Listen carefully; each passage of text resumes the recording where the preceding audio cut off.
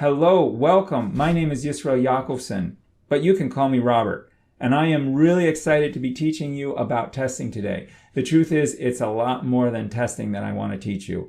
What I want is to teach you how effectively to be able to figure out, no matter what you're coding, where the problems are that you're having, whenever you're having a bug.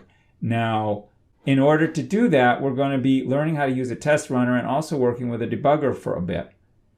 I should really just say also, though, that this course is intended for someone who either wants to program or is already programming and knows something of JavaScript. So this is technical, but it is very introductory. So if you don't want to program, it's probably not for you. But if you are interested in programming, then I think that it's appropriate. And that brings me to this question. A lot of people have lots of thoughts about unit testing, and I think that a lot of them are not correct, and I'm actually excited about debunking a few. First of all, a lot of people think that unit testing is a best practice, but it's a pain and it slows you down. Actually, I think that it speeds you up, and I'll show you why. The second idea people have is that it's advanced. That's not for a beginner. That's for somebody who already is well along. I maintain that it is the very, very best thing for a person who's starting a career as a programmer. So let me make you an analogy. Let's say that you needed to fill up a tub of water from a sink, and you only had a cup to move the water from the faucet to the tub. So you start moving the water. Now, what if I came along with a bucket? Would I have to convince you that it's a best practice, that you really should switch over to this bucket? Of course not. That's absurd. You would jump. And why? Because clearly that's the best way to do what you're doing already. Now, the same is true with using a test runner. I claim that it will super speed you up, and you'll be really excited about jumping to use it. Now, you may say to me, well, wait a minute, Robert. I don't test at all. I'm not testing. I'm just coding. Well, let's talk about what you're doing. I have a question for you. How many lines of code per day would you say that an average programmer is able to create over the life of the program? If you on the first day you might have a big burst of energy and so on, but overall statistics are surprisingly low, and my experience in the last 5 years would confirm it. I typically see about 15 lines, maybe, I guess. Statistics tend to be more like 10 to 20 to 30 maybe. Some people even claim as high as 100, but I don't know what that comes from. I haven't seen that. But let me ask you, how much time would it take for you to type out that many lines? Even if you typed 100 lines, maybe 20 minutes, say, certainly for 15 lines. So I have a question. What are you doing with the other 95% of your day? The truth is, most of our time is spent making sure whether our code is working or not. And friends, that is called testing. So I'm giving you a much better way of doing what you're doing all day. The real goal of this webinar is to get to where you are only focused on one line of code at a time. Is this line working or not? And all the tools I'm going to show you is just getting you to this, because if you can do this, it is so much more effective. In my experience, maybe like 80 or 90% of your day is spent running after cases where you don't know yet where the error is. Something is going wrong and you're not sure where. It can kill days, but certainly that's the big problem. If you know where something is and it's right in front of your nose, it's much easier to figure it out. So imagine being able to have that confidence. In my experience, like on any team, there's always like one person who does like 90%, 80% of the real progress. And, any manager would know who that is on their team. And they're usually not super fast, fast talking and hyper people. They're usually just like very sensible and calm. And I think the key word here is clarity. Okay? That's what we want, is for you to have that clarity. So the magic here is what's called a test runner. A test runner is a simple tool. it really allows two things. The first is to be able to execute steps of code. But the nice thing is you can execute any code you want anywhere in your program without running anything else. You just run it and it immediately right in front of your face just runs those lines of code. And then it allows you to make assertions about what you expect to be the result of running those lines of code. So what we're going to use as a formula that I call result is you assign a constant to the output of a function that you're testing, and then you see whether you assert whether an assertion is true about it. So that we're going to be using that formula constantly today. Now, there are lots of test runners to choose from, and it depends on your language and your environment. No matter what one you choose, you're going to win if you apply these basic principles that I'm going to give you today. I am teaching you in Ava because I think it has a lot of advantages. I'm going to use Node with TypeScript. Okay? I'm going to teach you what I call recipes, meaning steps to solve common problems. And my goal is to get you to where in the next hour that you are able to confidently create tests for your projects. So you could think about the recipes you need. You need to be able to create a new project that is set up for working with Ava or to add Ava to a project that exists. You need to know how to test a function, okay? And you also need to know that's to test it if it gets proper input, that it gets proper output. But what if it should be throwing an error? You need to be able to test error throwing as well. And the other thing you need to be able to do is to stub. Stubbing, which we'll use a tool proxyquire to do that. Stubbing means replacing a function that you don't want to call when you're testing another function. Okay? Sometimes you stub it and you don't do anything. Other times you have a mock version or fake version, right? And to be able to set up, to be able to test A in this case, without calling that slow function, we need to come up with a fake slow function and call it instead. I will give you a recipe for that.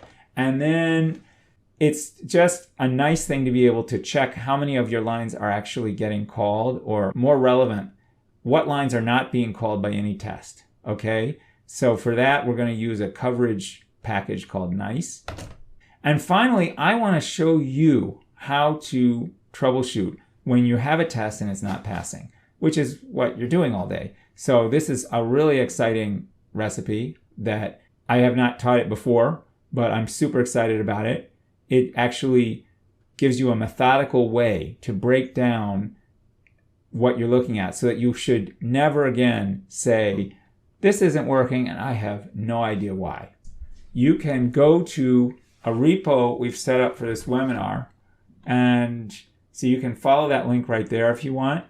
We can give it on Discord as well, so if you get to Discord, you can always ask for the link again if you don't have it or whatever. No pressure, just listen and enjoy. But what I would like to do is let me show you right now that repo. Okay, I'm Yisya, and this testing webinar right here is on GitHub. If you're not a member of GitHub, you certainly should join as quickly as possible. There's a README here and stuff like that, but I also, there's a few things that we'll be dealing with here. This is for recipe 1. This is a script that does it for you automatically. If you want that, you can copy it to your own, anywhere in your path. Should probably work if you put it in your root directory if you don't know what a path is yet. You can go to Wiki, and you can see on here everything, including all the recipes that we're covering. Here's the list right now, the same list that I just went over. Okay, so everything is there for you. Everything that I'm doing today, you can do too, for free. None of the tools that I'm using cost anything. We have links for how to do it on the wiki, so you don't have to worry, but I'm just telling you, these are the steps that you have to do to set up to do exactly what I'm doing.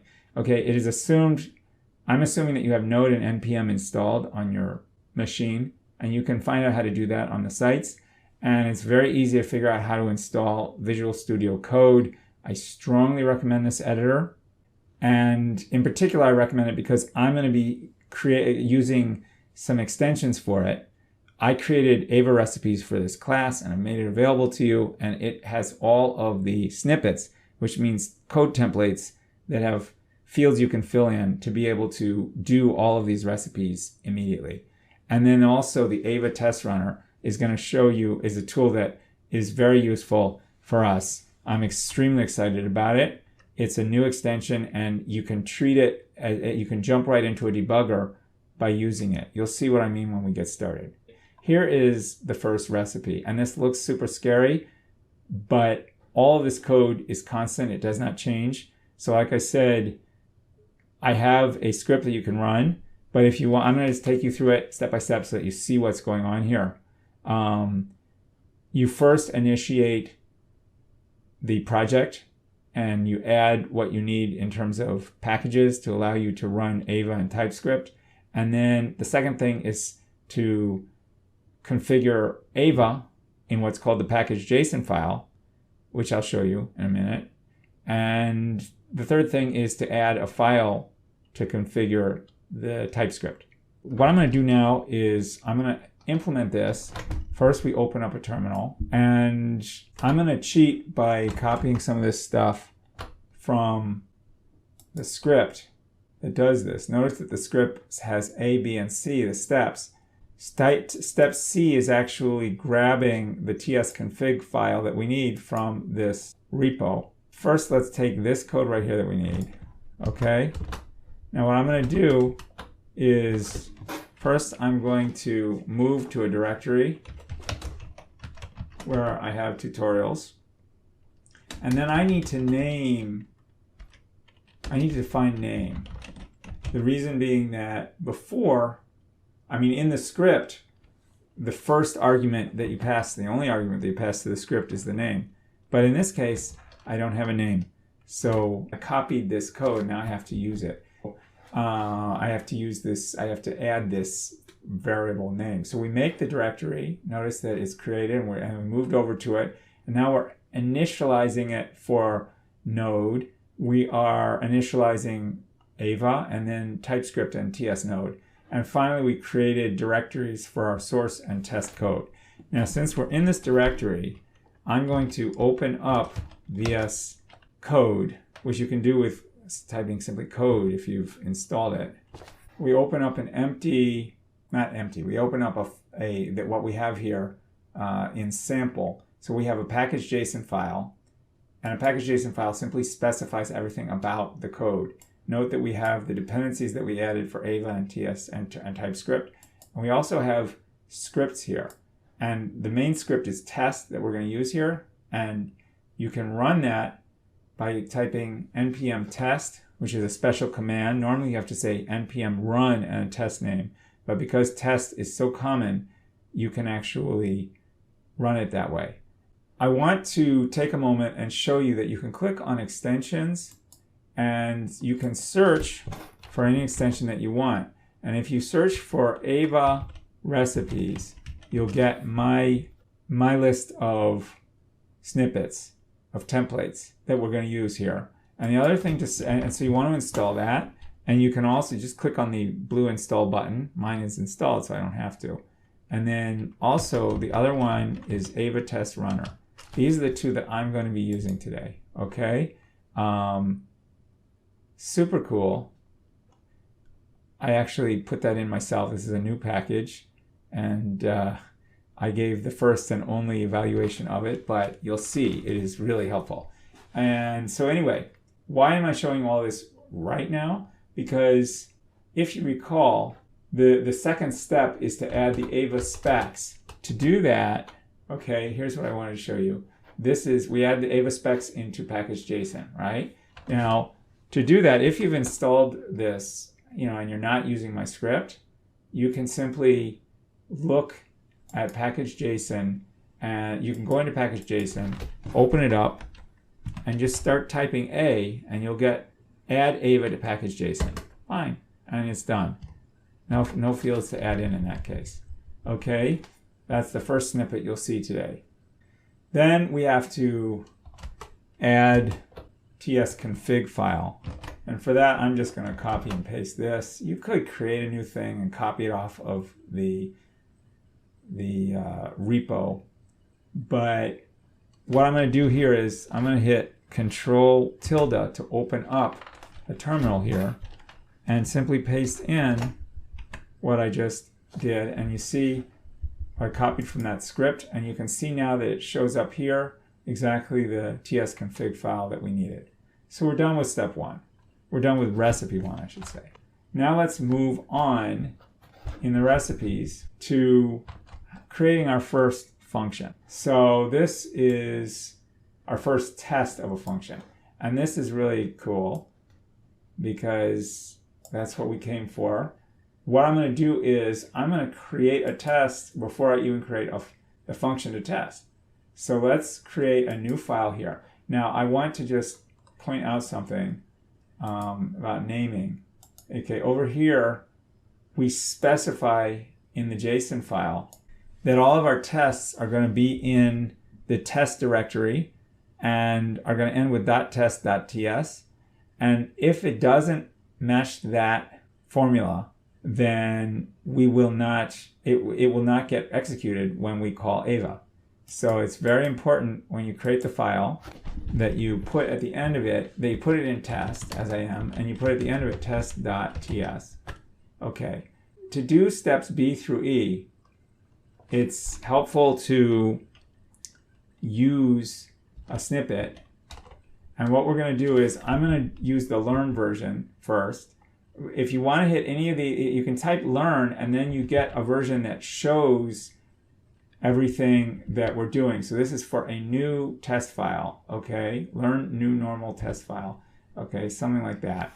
All right, you can see here the first step in the function is step B, and that in the file is step B, and that's where we import the test runner, which we did in line 1. And then normally you import the modules that you are going to be testing if you have them. We don't have any yet, so I'm just going to, instead of doing that, I'm going to put in line 2 the actual definition probably. Or I'll just set it up and then set it up later, whatever. Let's create a division function.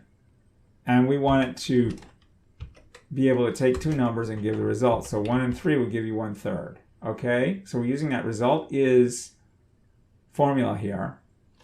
And we now have a test. The only problem is this test will not work because division is not defined, right? Here we say, it says, you see that squiggly red line, and it says cannot find named division. So for that, let's create division up in here, okay? Division is a function. It's going to take in a dividend, which is a number. It's also going to take in a divisor, which is a number. And it's going to return a number.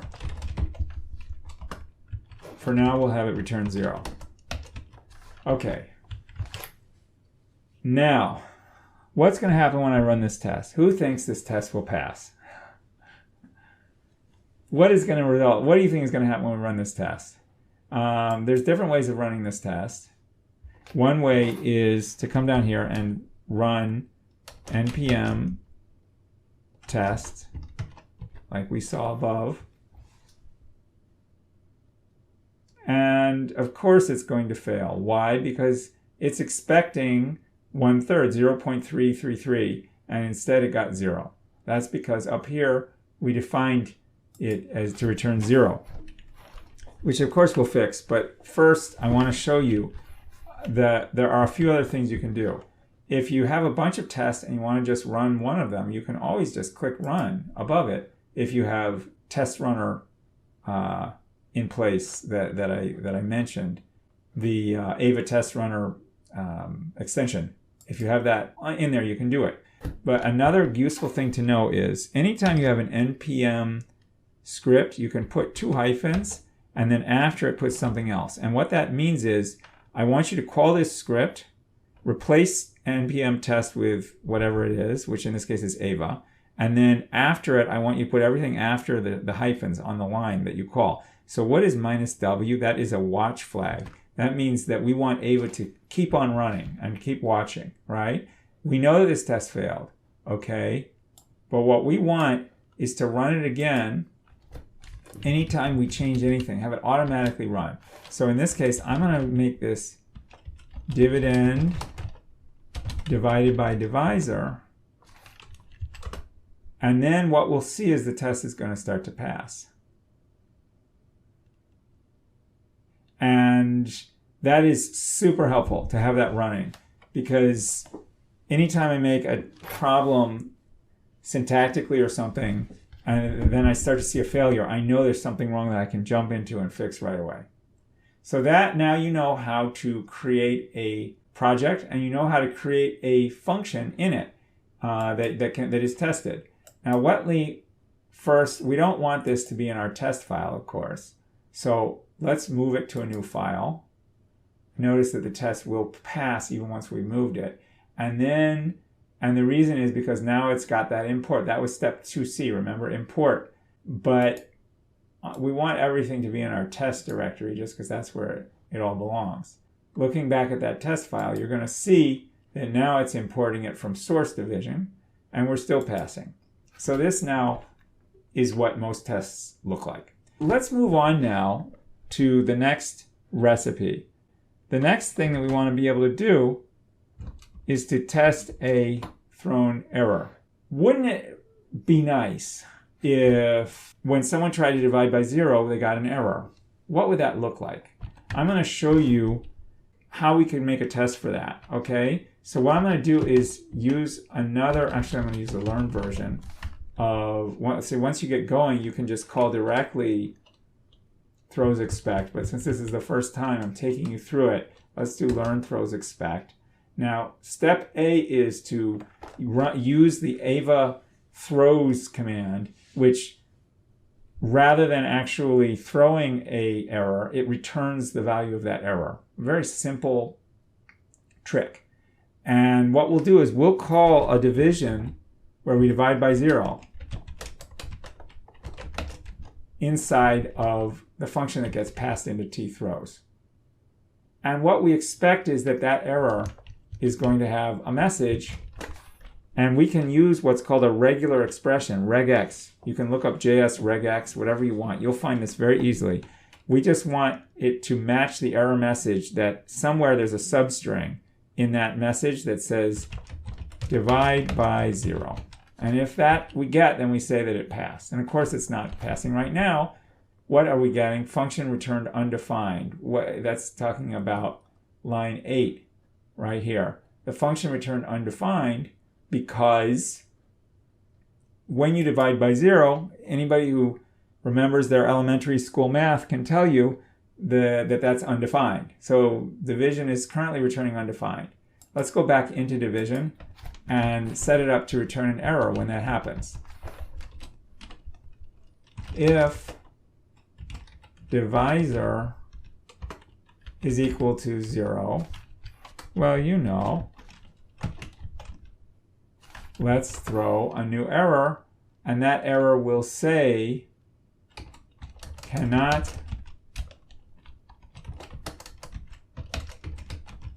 divide by 0. Okay?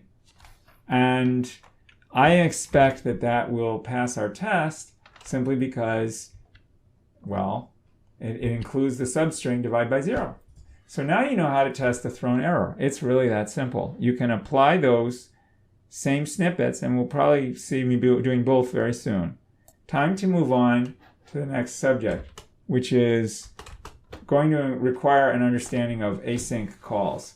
In general, an async call means a call that has to go somewhere else other than the current process or processor directly, and has to get something from somewhere else. And so it asynchronously has to be performing an action, and the code can either wait for it or not wait for it depending on how you've programmed it. But that's the idea of async. It takes time, it's slow, okay? So it can get information typically from a user or a database or a file, or maybe it's calling a foreign server. At any rate, you can't make an async call in a test. It won't work. So you're going to have to be able to stub it.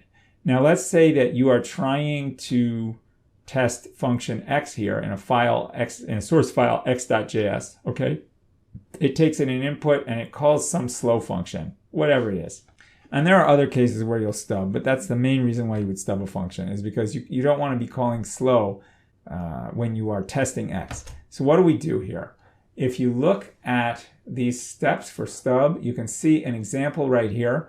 We're going to use proxy quire, and we're going to, after we've required it, what we're going to do is create a fake version of slow.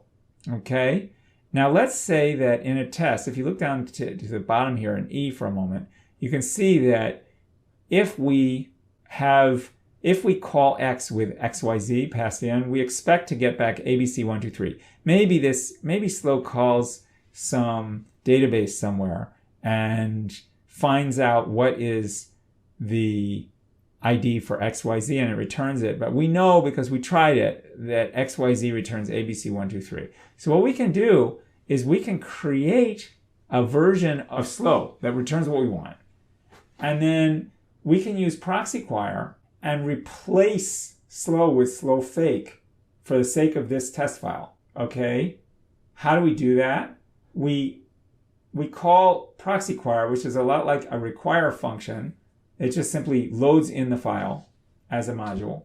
We give the location of the file, and then we also give, for the specific module that we want to change something in, we give that module name, and we explain for anything that we want to change, we make the substitutions that we want. So you notice here that require here, slow comes from require slow mod, right? So slow mod here is set up as a key in this object, and we return a set of things that are getting replaced. In this case, only one. Slow is replaced by slow fake. Typically, it'll only be one, maybe a couple. Then we simply pull X out of this this loaded modified version of the X file, okay? And then we can test the X function passing in XYZ, knowing that it should return 1, 2, 3. And you may say, well, isn't that cheating? The answer is not really, because we're not trying to test slow, we're trying to test X. In this case, it's kind of dumb because X doesn't do anything, but what if it did something with it? Our goal is to make sure that everything in here is working. So we can basically assume that slow mod is working and that slow is working, and we can replace it with what we want. That is called stubbing. So let's see a real example. Okay, here is division. What I want to do now is create a new file, okay, that will have some process that will require an async call. Let's prompt the user. We'll say prompt for calc. And now let's define a function as an async function, okay? What is the async function called? We can also call it prompt for calc. And it will take in no parameters at all. The user, it will prompt the user, and then it will return.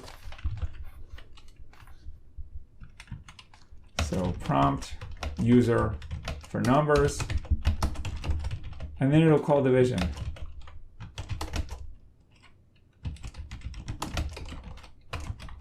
And that's all that it does. Okay. So that is an async function because it makes an async call. So what we need to do now is, how are we going to prompt the user? I'll tell you something. Anything that you want to do in Node, the first thing to do is to try to find on their website, which we give you a link to find the packages that are relevant. And there are packages to do just about anything today. There are 1.5 million packages, at least. And we're going to use a package called Inquirer. So what I'm going to do is I'm going to come down into the terminal and create a new one. And in my new terminal, that way I'll be able to keep my watch going, because that's useful, but I'll also be able to make commands. Inside of our sample directory, I want to install Inquirer. Inquirer is a tool that asks questions and of the user, prompts the user, and gets the responses. Okay, so what I'm going to do is I'm going to say npm I for install, and then I just say inquirer. And it's going to remotely go in and get everything and take care of all that. Now, what I want to do is I want to use, and you can look in their documentation to find out how to use inquirer, but it has a prompt function. Okay, that's what we want. And notice we're getting squiggly lines here. The reason for that is that we are using TS, TypeScript, and sometimes you have to add a types package for a given package. And so anytime you get that in this editor, you should almost always do what they're saying. So we just do what they gave me. And now that should take care of that syntactic problem. All right. How does prompt work? You just have to define a list of questions, an array. And in that array, you want to put the questions that you want to ask. So in this case, I'm just going to copy in because I have them already. Why bother to type it all out for you? So we have, for each question, we have to specify the type, which is going to be input for us. And then we say a name first and second, and a message to the user so that they understand what to do. And how do we call prompt? It actually just is passed in the questions and it returns the answers as an object. The object will contain two keys, first and second. And that's really all it is. They'll each have strings. So we can say const answers equals prompt questions. But because this is asynchronous, this is very important. You always have to put await whenever you use an async call. Now we can use answers. And what we can do is we can return division called with the two things, answers first and answers second. But there is one little problem. These are strings. They were entered by the user. And so we have to convert them with a little plus to be a number. And then we can call division. We now have hopefully a completely functional prompt for calc. How do we test that? See, we have a problem. Let's just try to pretend that we don't know how to do recipe 4. And we say, well, let's go test our function. Fine, we'll create the new test file.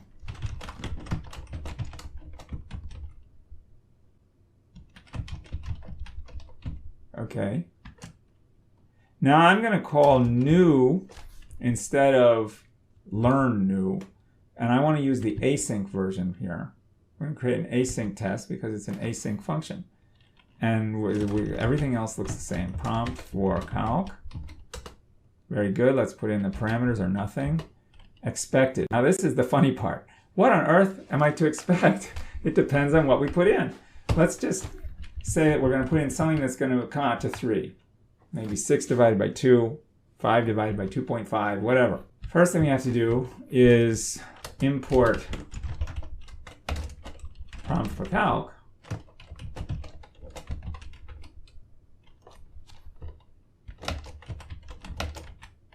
Where is that? That's in the source. Prompt for calc. Fine. The problem is very simple. Prompt for calc is expecting input, right? Look down here in the lower left and it says, what's the first number? There's no answer. We don't have an answer to that question because nobody's answering. So what happens is it times out. Look, it doesn't say that it passed or failed. It simply timed out. That's not good, right? How are we going to set it up so that we can imitate a user? In order to do that, let's use the stub that we have here. So right now we're importing this in. That's not going to work for us.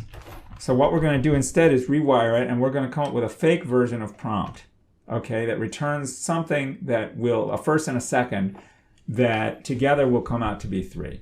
And that's how we'll test this function. So let's go ahead and say learn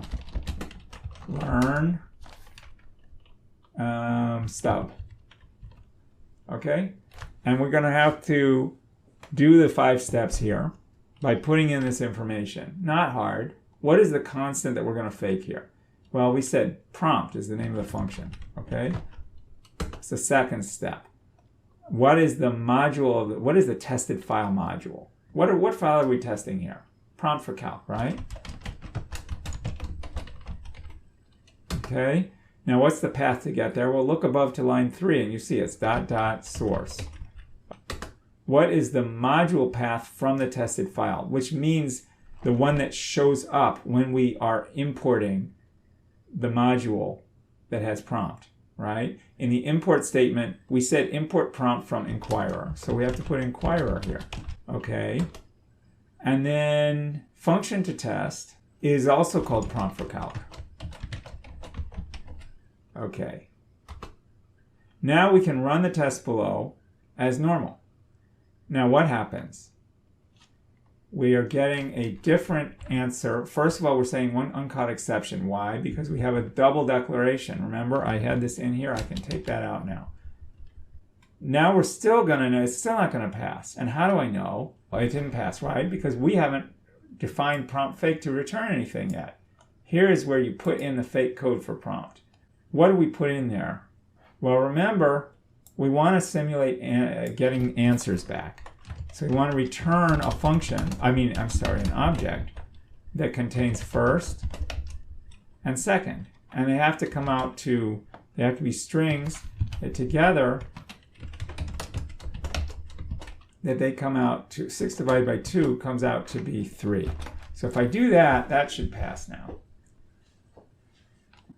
Indeed it does. So now you know how to stub, and that's pretty cool. If you're a little confused about the syntax in step C, you just do a few of them and you'll get to where you understand it. It makes a lot of sense. You can also look at the documentation. We give you a link to it for Inquirer in this case. All right, so now you actually have the capability to test anything, to put in error test as well, and to stub. And there's lots more you could know about things like how do you organize test files and stuff like that. But you already, if you understand these things, you have clarity. And I said at the beginning, it's more important to have clarity than it is to know a lot, okay? There are people that have been testing for years and they create awful tests because they don't really have clarity. They know a lot of things, but they mix up what is CNON and what is, when do I use rewire and when do I use proxy quire? And they're all confused in their head. They don't really understand it. If you understand what I've done right now, you could create excellent tests. Although you can you'll get better with time as you learn things like how to make serial tests and so on, but you can look that up as you need it. I've given you clarity, which is hard to get by making questions on Stack Overflow. But once you have clarity on the base, you can go forward well. So what more I'd like to do now is talk about testing for coverage. Now, in order to test for coverage, you're going to have installed nice. And I forgot about that. We were using proxy quire, so we really should have installed that. I obviously have it globally defined, so it worked for us. But how do you what we're going to do here is npm I install -d. D means for a dev. A dev dependency is for developers only, and that's what we want. We don't want to have nice be put into our final distributed software, right? It's only for us. And while we're at it, we really should have put in proxy quire. And my bad, I forgot to say that when we were doing it, but that's fine. We'll do it right now. Proxy quire and nice, we're going to install locally. And once we've installed them, what nice lets you do is it goes and looks at how much of your code has been covered in your tests. So what we can do is create a new script here. The script is going to be coverage. Coverage is simply going to call nice with the result of running npm test. Now, look how nice it is to have this open terminal with a watch running. I can tell that I forgot to put a comma. And now it pops up again as passed, so now I know that it's good again. Okay? Saves you a huge amount of time to have those little red lines show up down at the bottom there. So now let's go ahead and run. Let me make a little more room for the output. We're going to run npm run coverage. And what it's going to do is check to see what percentage of our lines are covered. And if there's a line that's not covered, then it shows up in red. And you don't have to go crazy trying to get to 100% coverage, you know, but it's, I think, useful to just know, oh, these lines I'm not getting coverage for. That's useful to know. So I really think it's appropriate that you know that. I could create more things. In the interest of time, I want to make sure go through the troubleshooting section pretty rapidly here. I'll probably add some code at some point, and when I do, I can just show you what it looks like if you have uncovered lines of code. Okay?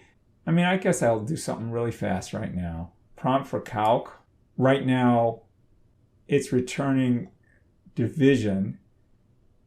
And let's set it up so that rather than just returning division, division throws an error. And it would be nice to have that error handled in prompt for calc.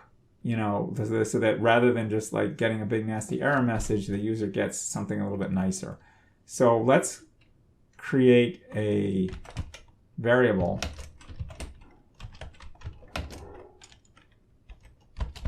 that's a number, set it equal to something, and then let's create a try catch.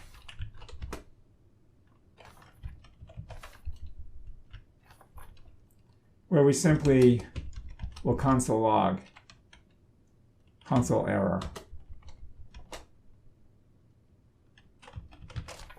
Okay, and what we'll do here is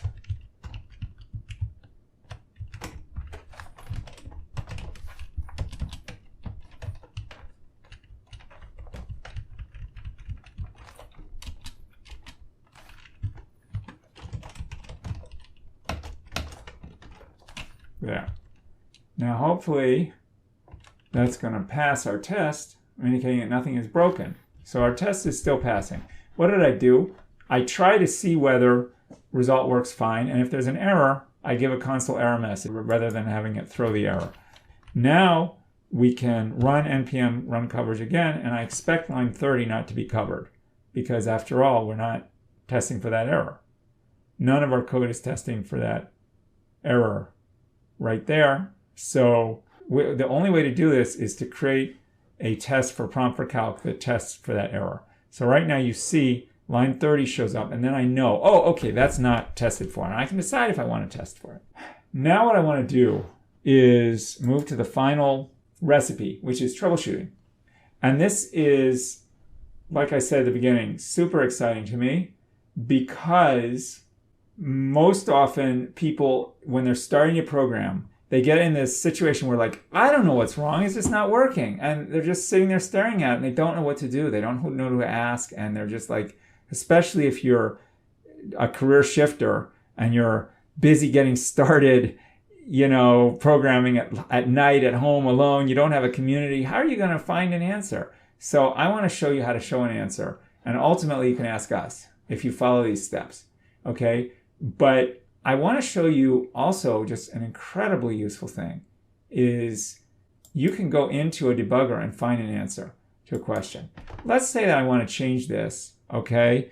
Right now I am testing that it's going to be equal to 3. I want to try, let's make it be equal to 0. How do we do that? Well, first we make first be equal to 0, and then we set the result equal to 0, and then we're good to go, okay?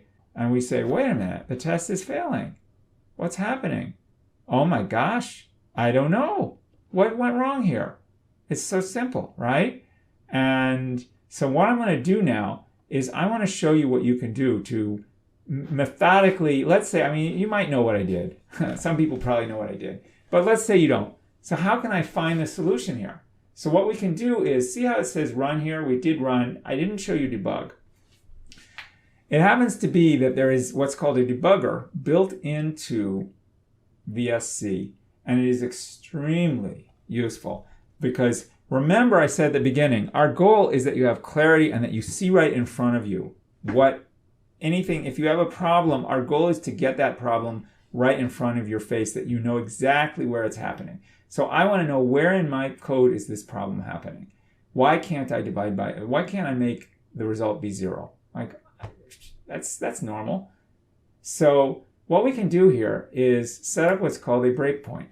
To make a breakpoint, you simply you go into the place we're going to call prompt for calc. Okay, this is where we're going to come into it. And what I can do is I set up a breakpoint. I go back to my test. This is the first step. Run it in the debugger. If you're troubleshooting, you don't know what to do, just try running it in the debugger for a minute. Normally debuggers are kind of a pain to get going. You have to configure it, and then you have to run a whole thing from beginning to end. But what we're doing is we're calling it from a test script, and a test. And so therefore we can pop right in. We don't have to configure anything. And look at this. There's a few things to look at here. You have up here a set of variables, and you have down here the stack, so that if you want to, if you find where the problem is occurring and you want to go down one layer below, you can. And you also have watch, which lets you be able to set up anything that you want to execute and see the results as you're moving through. What our goal here is, I want to find out, where in my code is this problem happening? Okay, that's all I care about. Why can I not get the result to be 0? Okay, that's all I care about. What am I going to do here? There are like 5 commands. This moves forward to the next breakpoint. So let's say I don't think that setting result to 0 is going to be the problem. I'm assuming I'm going to get to line 24. I can confirm that by just clicking on here and then coming down and inspecting. You can also step over a line with F10. That means to step over it means I want to execute it and move to the next line. And then stepping into it means I want to go in and execute every line of it. And stepping out of it means I want to go back out to the next line of code executing. I want to skip all this and move up. And okay, if you want to restart and do a new iteration, you can do that really quickly. And through this combination of tools, you very seldom should have to do a console log and running an end-to-end test and all these silly things that people do. So let's click on continue, and we move down right to here, and we have something to look at now. First is 0, second is 2, everything's looking great, but I know the result is flawed. So I have to step down into here to figure out what is going on. If I step over it, it would be pretty useless, right? Because I know that by the time I get to here, it's going to be messed up. So, I mean, if you don't, you can always test it and then go back and hit the green circle. Let's go down into here. And wait a minute. I went down into it, and all of a sudden I see the problem is with the dividend, and it's set to NaN, and it should be set to 0. So I know I'm going to hit restart and go back again. Not only that, I don't even have to run here. I can just pop right down to here. Okay? I know that the problem is in line 24. Something is not in this call. If I even just go down into it, it's happening. What do you do now? Now it's time to set up a watch. The problem is here, okay? I want to see what is going on there. What is this equivalent to? Hey, NaN. Okay. Well, so there's something wrong here. There's not much I can change. Let's see if there's a problem with answers first. Very unlikely, but let's just make sure. And there's no here. This is 0 and this is NaN. What's going on here? Okay. Now I want to show you something.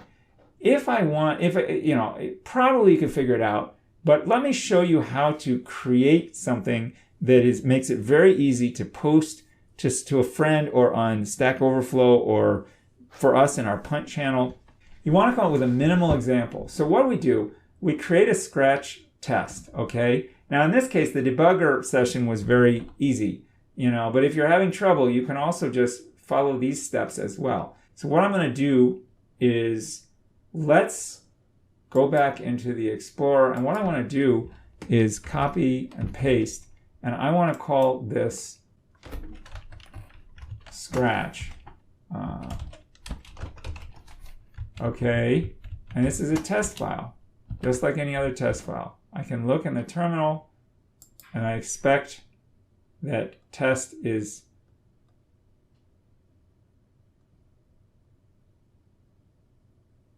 I'm going to assume that this is failing. Funny, I don't see scratch test that, but let's go into it. When we start changing it, it'll change. Should, anyway. Here's the thing. I don't need most of this because I have found the problem. Let's go back into our debugging session, and we were looking at prompt for calc back in the debugger. All right, I want to know, I know what answers first is here.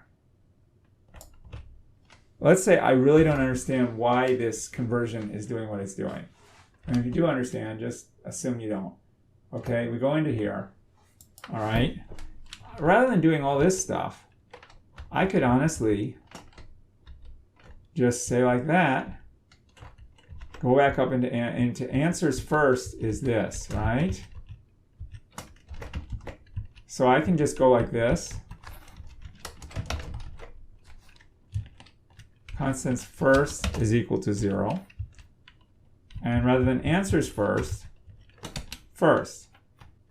I see that I forgot I had to put the plus. Yeah, this is the minimal example. I said I do plus of this and I get the exact, look what I did here. I managed to remove all of this and come up with a minimal test. And now it's super easy to look at.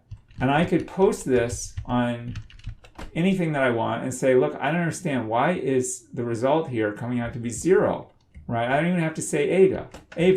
Another thing you can do is you can come over to our Discord and you can get help from us, or anybody else for that matter. By the way, you're welcome to answer. If someone punts something, jump right in if you have an answer. We'll probably give you a better certification if we see someone that demonstrates some real capability. Let's look at the punt. Okay, in here, this is our Discord server. We've set up a punt directory. Punt, by the way, in English, it refers to American football. It means basically to get rid of it, to kick it away, to kick the ball away, and that's what we're doing here. What you can do is you can say like this.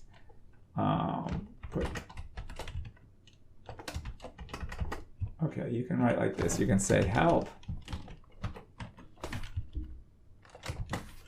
Why doesn't this work? Right? And then anybody in the world can find out. What you've done is you've minimized the problem. So that is a case of a very trivial case of, wow, okay, anybody now can help you with this. So then you punt it and you move on to your next test or your next thing and you come back to it and somebody will answer you. And like I said, if anyone here is brave enough to answer for somebody, then that's great. And we would really appreciate it. But if not, I can do it. Anybody can do it. You probably can figure out looking at it, what's the problem? Look, this is an O and this is a 0. And now the question is this an error in the test or is this an error in the code? And the real answer is kind of both.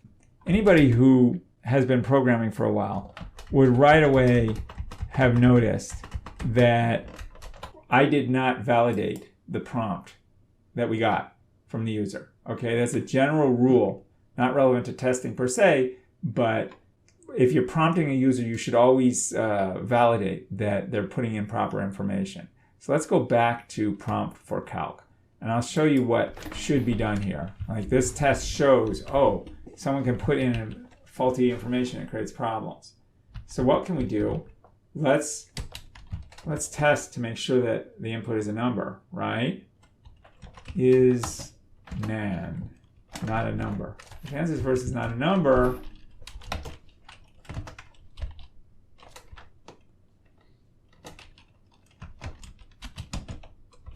oh, wait a minute.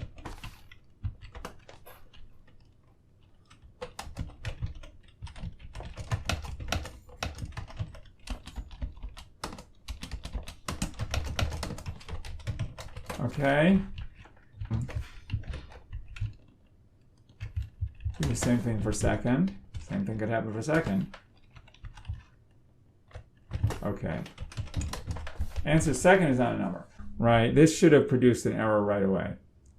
Look, we got an error. Rejected promise returned by test. The reason is we got an error message. So we know that this is working, and we could create tests for it. Very good. Now, what would be really best, now I mentioned refactoring. If you go through, like this was a case where we found it pretty easily, but sometimes you're going to have to work. The general rule is if you find through the debugger or anything else that you know which part of your code it's in, if it's a big bit of code, then you should refactor. In this case, we really should, let me show you something you can do to refactor quickly. You can click on refactor and you can extract it to a function. And we can call this get numbers. Okay. And then down here is get numbers. And what we can do is let's move this to another file. Let's refactor, move to a new file. And then if you look in here, get numbers shows up as a new file. Notice that it prompts, it pulls in Inquirer as it should, and everything should be working the same as before. I guess we can return our test.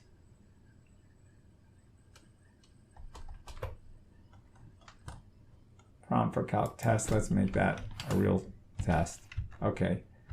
Now, if you don't know what to do, first you refactor until you can get something as small as possible, create your test over with a new smaller thing. Then what you want to do is create a single file by, you simply just copy over what you have. And if I had to do this over again, I would not have actually exported that. We could make a new file for that, but it's not worth it. What I'm saying is you can copy over everything that, if you have a function that you're importing, copy it into your test file and remove the import. Or if you're using ProxyQuire, remove the ProxyQuire and copy it directly in. And then in the case of ProxyQuire, whatever fake function you were using, go ahead and change the code to call the fake one. Instead of calling prompt, you would have it directly called prompt fake.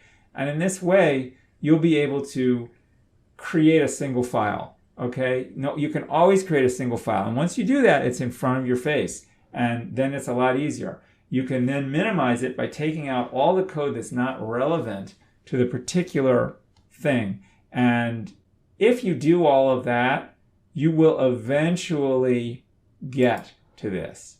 This was the core problem that we were facing.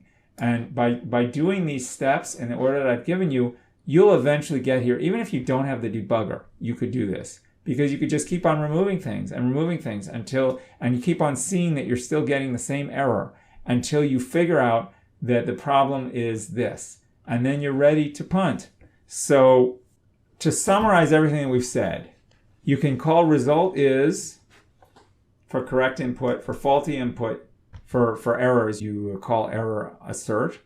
For building tests, you know how to test a function, you know how to stub it, you know how to fix it with troubleshooting. You can create a project, you know how to check for coverage, so you're basically good to go. The follow-up is on Discord. Please come on over there, and to help you to be able to move forward. That's it. Basically, we're open for questions for the remaining time. Thank you very much for joining us, and I really hope to talk to you more on Discord. Good luck to all of you. The best of luck in your careers, whatever direction you take. You should have tremendous success.